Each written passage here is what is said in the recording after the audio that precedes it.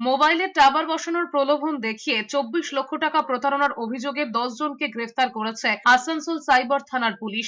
ধৃতদের কাছ থেকে কয়েকটি মোবাইল ও ল্যাপটপ উদ্ধার করা হয়েছে, এমনটাই জানিয়েছেন ডিসি অরবিন্দ কুমার। তিনি আরো বলেছেন, আসানসোল উত্তর থানার ধীরেন মাঝি নামে এক ব্যক্তির অভিযোগের ভিত্তিতে তদন্তে নামে পুলিশ পরে এই তদন্তটি সাইবার থানায় পাঠায়।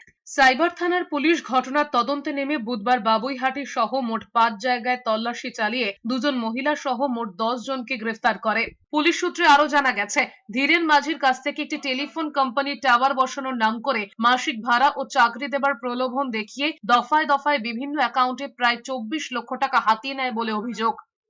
সাইবার থানার টিম পুরো গ্যাংকে ডিটেক্ট করেছে।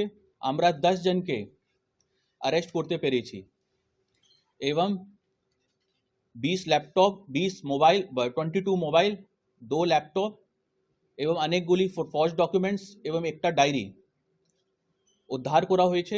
পুলিশ কাস্টাডি নেওয়ার জন্য লন্ডন কোর্টে ফরওয়ার্ড করছি এবং পুলিশ কাস্টাডিতে ইন্টেন্সিভ জিজ্ঞাসাবাদ করব এবং যারা এই গ্যাংতে জড়িত আছে তাদেরকেই অ্যারেস্ট করব।